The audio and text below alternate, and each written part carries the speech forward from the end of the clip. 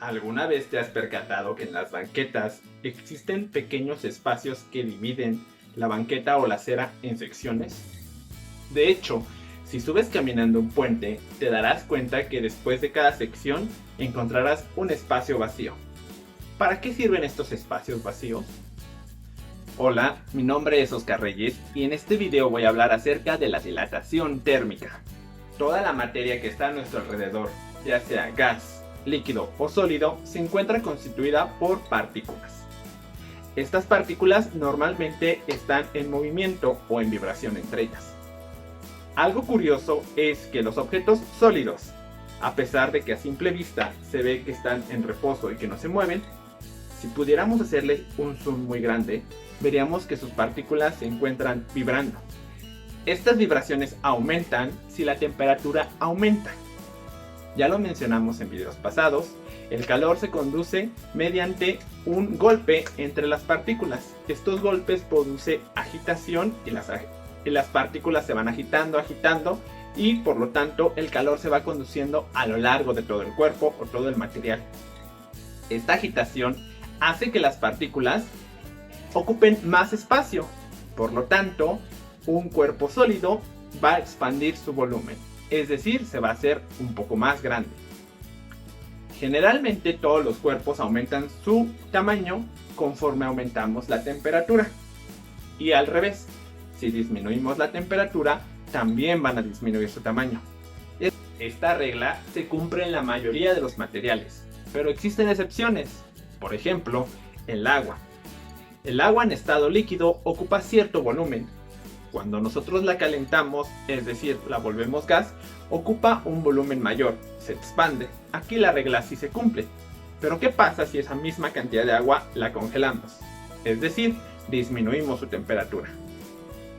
Al convertirse en hielo, esa misma agua va a ocupar un volumen mayor en estado sólido que en estado líquido. Es decir, se va a expandir, no se va a comprimir. Esto lo hemos comprobado en algunos países donde nieva, hace mucho frío, las tuberías que llevan agua se congelan, se expande este hielo y las llegan a romper. Este tema me he dado cuenta que puede causar algunas confusiones, debido a que puede ser analizado desde tres perspectivas diferentes: la dilatación lineal, dilatación superficial y dilatación volumétrica. En teoría prácticamente las tres son lo mismo, sin embargo al final de cuentas son diferentes. Vamos a explicarla por partes. La dilatación lineal se refiere al aumento de la longitud de un objeto cuando nosotros aumentamos su temperatura. Es decir, esta barra de metal, si yo aumento la temperatura, posiblemente aumente su longitud, ya sea hacia este lado o hacia el otro lado. Nada más nos referimos al aumento de su longitud. Puede ser metros, centímetros, pulgadas, etcétera, etcétera. Vamos a la siguiente, dilatación superficial. Una dilatación superficial se refiere al aumento de su área. Si esta de aquí es su longitud, su área vendría siendo este lado. Aquí, como podemos ver, es un área muy pequeña. Para medir el área, acuérdense, tenemos diferentes unidades: metro cuadrado, centímetro cuadrado o milímetro cuadrado. Y finalmente, la dilatación volumétrica, que se refiere a la mezcla de las dos, la dilatación superficial y dilatación lineal, es decir, el aumento de todo el volumen en su conjunto. Y este tipo de dilatación lo vamos a estar midiendo entonces en unidades de volumen: metro cúbico, centímetro cúbico, milímetro cúbico. Al momento de estar solucionando un problema sobre dilatación térmica, es muy importante identificar qué tipo de dilatación estamos hablando, si es lineal, superficial o volumétrica, ya que dependiendo del tipo de dilatación va a ser la fórmula que vamos a utilizar. A continuación, voy a explicar cuál es la diferencia entre las tres fórmulas diferentes. Comencemos con la primera fórmula, la fórmula de dilatación lineal o el cambio de la longitud. El cambio de la longitud va a ser igual a alfa, que multiplica la longitud inicial, que multiplica a alfa temperatura o el cambio de temperatura. El cambio de temperatura va a ser la diferencia entre la temperatura final menos la temperatura inicial. Ya sabemos, la temperatura la podemos medir con Fahrenheit, Kelvin o Celsius. Después tenemos este símbolo que significa el coeficiente de dilatación lineal. Este coeficiente generalmente ya te lo da el problema o te lo puede presentar en tablas que puedes encontrar en libros o en internet. Aquí yo te presento una tabla donde puedes ver diferentes materiales y también su coeficiente. Hay que notar que este coeficiente tiene unidades de temperatura al inverso. El coeficiente que vamos a utilizar es dependiendo entonces de la temperatura que estemos midiendo. Si estamos midiendo en Celsius o estamos midiendo en Fahrenheit. Y finalmente, el cambio de longitud o el aumento de la longitud, es decir, la diferencia entre la longitud final menos inicial, lo que aumentó en longitud, va a ser alfa L, que es lo que generalmente podemos calcular.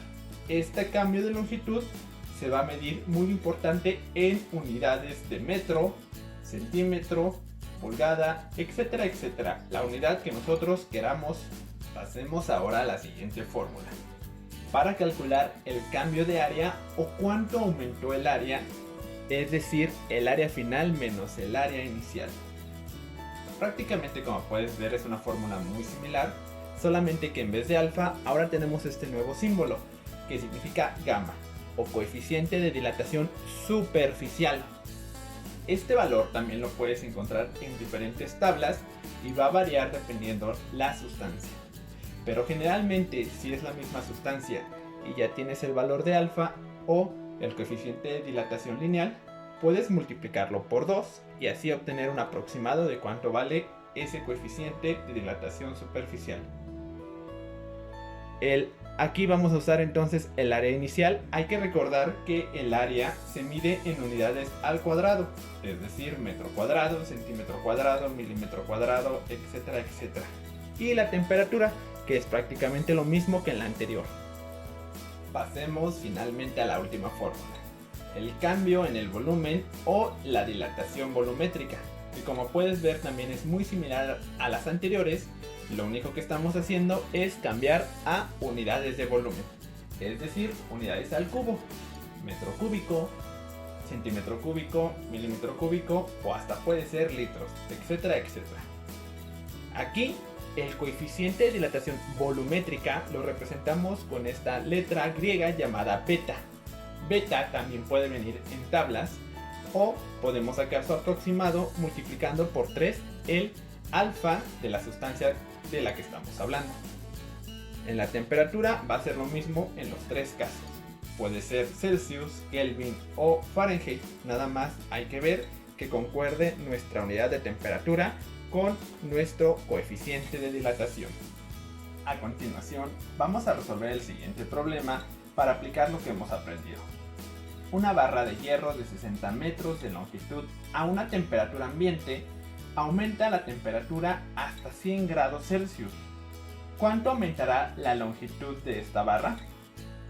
Aquí queda muy obvio que la fórmula que tenemos que usar es el de dilatación lineal, porque es un aumento en la longitud.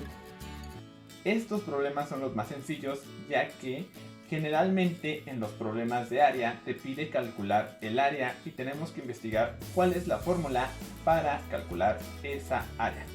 De igual manera, si fuera volumen tendríamos que buscar cuál es la fórmula para calcular el volumen de una barra. Aquí afortunadamente entonces nada más nos está pidiendo longitud. Puedes hacer este problema junto conmigo o poner pausa en este instante para que tú lo hagas y corrobores tu resultado al final. Aquí ya tenemos nuestro procedimiento resuelto. Aquí ya tenemos la fórmula y aquí la tenemos sustituida. Algunos de los errores más comunes que he checado en este tema es que algunas veces pueden poner nada más 1.2. A veces les falta poner el por 10 a la menos 5, es muy importante. Acuérdense también que la unidad de nuestro coeficiente debe coincidir con nuestras unidades de temperatura. En este caso ambos son Celsius. Otra cosa, estamos hablando de hierro, entonces no hay que confundirlo con otro metal como acero o aluminio. Tenemos que buscar en la tabla específicamente el del hierro. Finalmente, aquí tenemos entonces la diferencia entre temperaturas. Es temperatura final menos la inicial. Ese también puede ser un error muy común. Al multiplicar estos tres números, finalmente obtenemos 0.0576 metros. Es decir, esta barra de hierro aumentó 0.05 metros su tamaño. Este aumento puede ser prácticamente invisible a nuestros ojos. Sin embargo, sigue existiendo.